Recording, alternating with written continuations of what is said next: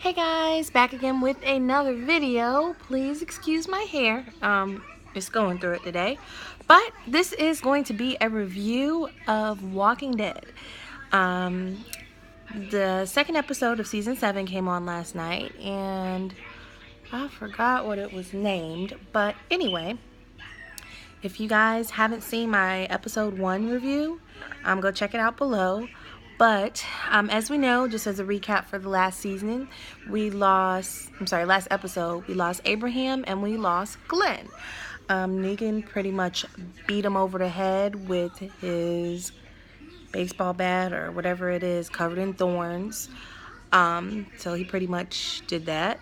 So at the end of the episode, you just see Rick and he's just like distraught, not knowing what to do, and just like, wow, I'm just not in control anymore of anything. So I'm like, okay, well, what's gonna happen this week? No, I'm Walking Dead, usually when they do one episode, like the first episode, when it's usually very action-packed, some losses in there. The second episode is usually pretty laid back and chill. So they introduce us to this character, and his name is Ezekiel, King Ezekiel. He has dreads that are gray, and King Ezekiel has a tiger called Shiva. So basically, if you remember, Carol got hurt from that guy. Remember when she killed all those people in the car, the saviors? She got hurt and he got away. Morgan felt like it was his obligation and duty to go after her, so he went after her. And she was just hurt. Like, I think she was, I don't remember if he shot or stabbed her. I know he did one or the other. But anyway, there's these people that see them down, and he says, oh, let me help you. Oh no, we're good, let me help you. So this season you see Morgan pushing Carol into this place, and Carol's like, where is this? And they're like, this is called the Kingdom, and we're gonna meet the guy who runs this place. His name is King Ezekiel. So they meet King Ezekiel and they meet the tiger Shiva. King Ezekiel also has like this guy who works behind him, similar to like a king, where he has kind of like his apprentice. I don't know the guy's name, but anyway, he just says, welcome, anything. Here we have a hi. Here we have a saying where eat of the fruits, you replenish them. So Carol is just playing like Susie Homemaker, like just sweet and innocent, and she's like, okay, yeah, oh my goodness, I'm just amazed, and thank you so much for all you done. And King Ezekiel's like, here, try a pomegranate, the fruits. We have a garden, and they just have like a big garden and community going, and everyone's just so nice. If you guys know, usually in these type of episodes, when it just seems like it's too good to be true, it's like there has to be something, like there's something to this, or there's some double standard, or these guys have to have some type of ulterior motive. But I do really, really love Ezekiel's character and kind of how he plays things. So Carol, she kind of played the sweet side. And when she got out with Morgan, she was talking to him, and she was like, you're freaking kidding me. This is freaking crazy. They're living a fairy tale. And it was cracking me up because Morgan was like, no, I mean, he's a bit overboard sometimes, but they're wanting to help us out. So anyway, so Carol's like, I've just got to get out. She's like, I want to go. That's what I want to do. Because they did this kind of like flashback showing where she like would see walkers, but when the walker died, she would see the person that it was, like the regular person. So I think, all that she's have to deal with and all she's endured throughout the seasons, Carol's just been through a lot, and she just wants to get away from that.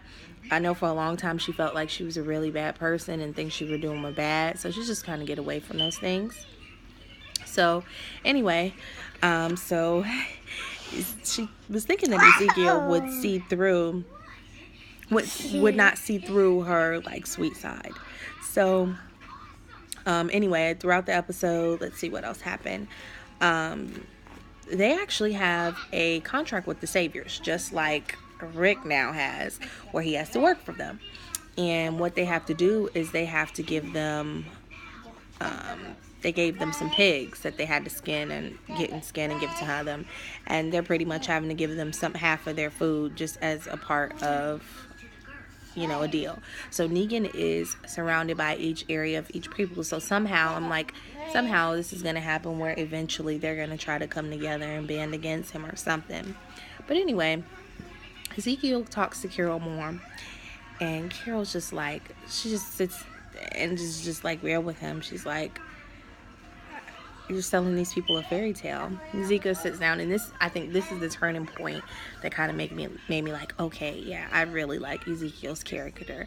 So he was like,